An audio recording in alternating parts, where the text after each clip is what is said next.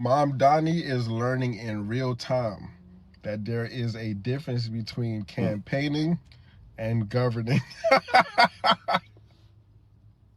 He just sat up there or stood up there like a nice little puppy while the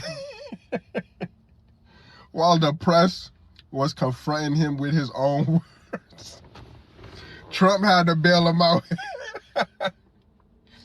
Now you have a bunch of leftists out there wanting Mamdani to stand up to Trump. Like, what did you think it was gonna look like? Yeah, it doesn't make sense, man. The president, made a major power move yesterday in the Oval Office, man. Trump said it, made it clear. And he basically let it be known, like, hey, I'm here to set this dude up for success. And he also just put it out there to let it be known that, hey, if New York succeeds, it's because Trump. It's because I made it happen. Hit that like button, share this video. I have a few clips to share with you guys. Let's keep going. Mr. President, I wanted to know one of the policies as well that Mayor-elect Mamdani talked a number of times about on the campaign was shifting the tax burden for property taxes from what he called minority communities to white-based communities and putting more taxes on white people. I also noticed that in your acceptance speech you didn't mention anything about America or Christians. Yeah, he didn't mention Americans at all in his acceptance speech. Or white people in general, and so I didn't know if that was one of the policies that you guys had spoken about. We focused on affordability. We focused on the cost of living crisis. What I will say is that I am very much interested in property tax reform because what we see right now in New York City is a system that is so inequitable that it can't even stand up in court. And the president and I spoke about the importance of not only building more housing, but also making sure that regulation of housing is something that is manageable to actually get through and not the cause of yet another weight that we see in our city. But to be clear, you're continuing this idea of race-based property taxes. No, to be very clear, that's what you said. No, the use of the term was a description of neighborhoods, not a description of intent. So you intend to tax the whiter neighborhoods more? No, we intend to create a fair property tax system because we want a New York City that is not only fair and equitable, but also one that every New Yorker can afford. Policy proposal that says your plan, and I'm going to quote it for folks, is to shift the tax burden from overtaxed homeowners in the outer boroughs to more expensive homes in richer and whiter neighborhoods. Explain why you are bringing race into your tax proposal. That is just a description of what we see right now. It's not driven by race. It's more of an assessment of what neighborhoods are being undertaxed versus overtaxed. So no plans to change that language on your website? The focus here is to actually ensure a fair property tax system, and that the use of that language is just an assessment of the neighborhood. Yeah, I'm glad it was called out. I'm definitely glad it was called out, and he backtracked on that statement, and he's going to backtrack on a multitude of things. And the people that supported him, the socialist folks, the people that are, part of that DSA, they're not going to be happy with this guy. They're not happy with the way that he moved and the way he showcased himself yesterday. They're not happy with that guy at all. Trump played chess. Today was brilliant, absolutely brilliant. I am in the city council. I work with DSA council members, and I will tell you this.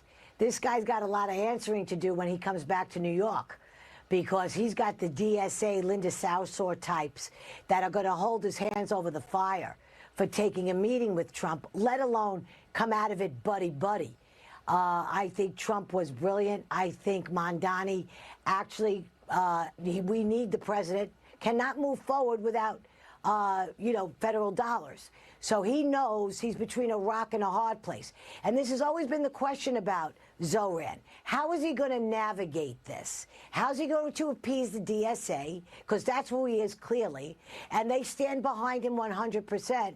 He's going to have a hard time explaining this to them.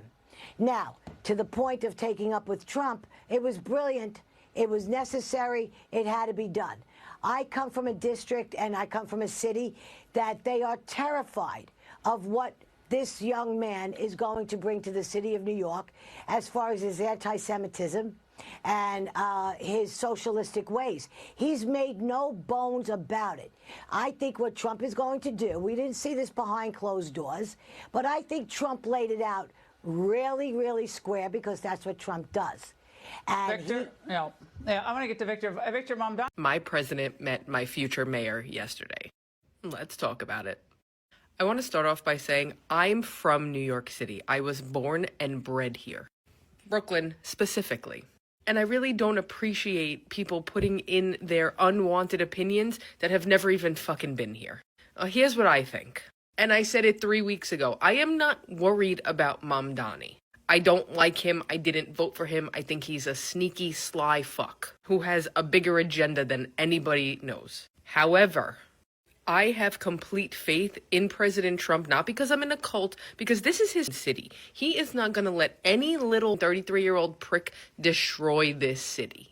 And yesterday confirmed that for me. I don't need to see a showing competition between these two guys. I need them to get along. My life is at stake, not yours. You never even came here. Don't worry about it. Nobody wants to know what you're thinking. So I do like that they're getting a little chummy. That's a good sign to me. Because Trump knows what the f he's doing.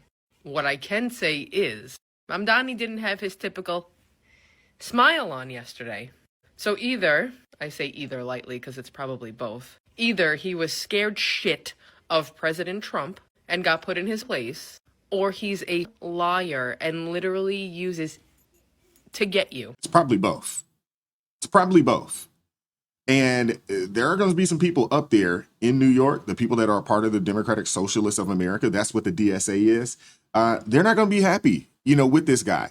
Now, if you are a mayor of a major city, there are people that you have to talk to in order to take care of your constituents. One of them being the governor, you got to talk to, you got to come up with some policy you have to agree with. And the other is the president, because the president and the Senate and Congress have the purse strings, and they can give or stop federal funds from flowing into the city. We've already saw it. We witnessed the president shut off a multitude of government contracts up there in New York City that would help New Yorkers because of the foolery of the Chuck Schumers and the Hakeem Jeffries of the world during their shutdown. We got a chance to see this. Anybody that think that they are going to run their city and provide and lead and serve their constituents without the federal government's help, you're hustling backwards. You are hustling backwards.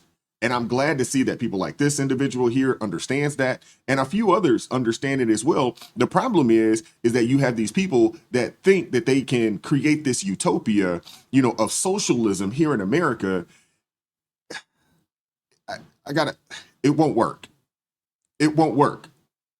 But for whatever reason, you have a multitude of people out there that seem that it will. Are you affirming that you think President Trump is a fascist? I've spoken about... That's okay, you can just say okay. Yes. All right. Okay. Well, I see people are confused. But Trump didn't legitimize Mamdani. He actually neutralized him. This is how. Mamdani is a new political power in the American left. Trump understands that. A power that is anti-Zionist, socialist, anti-Semitic, activist-driven. And this power is admired by young liberals, by Muslims, the old new BFFs. And they believe that they are the moral guardians of justice, of human rights. And that's the entire political identity of Mamdani. He sees himself as the oppressed protector. Now, Trump understands the trap. He could have gone after him, escalate the conflict. This is exactly how he will strengthen Mamdani. Because for Mamdani's voters, attacking Mamdani is attacking human rights, is attacking the oppressed. So Trump decided that he's not going to be the villain in Mamdani's script. That's it. So he praised Mamdani's campaign, talked about living in New York under Mamdani, and he stayed completely calm. He did not give Mamdani what Mamdani needed, the white supremacist Republican punchline.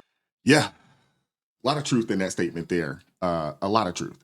I want to hear from you guys in the comment section. Let me know what your thoughts are, on this entire situation. Hit the like button, share the video, subscribe to the channel if you haven't done so already. Join the ARP family or buy your brother a coffee. That link's in the description box below. And as always, keep God first, stay prayed up. We'll catch up with y'all next time. Peace.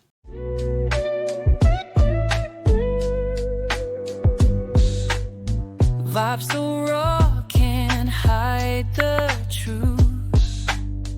Words so sharp.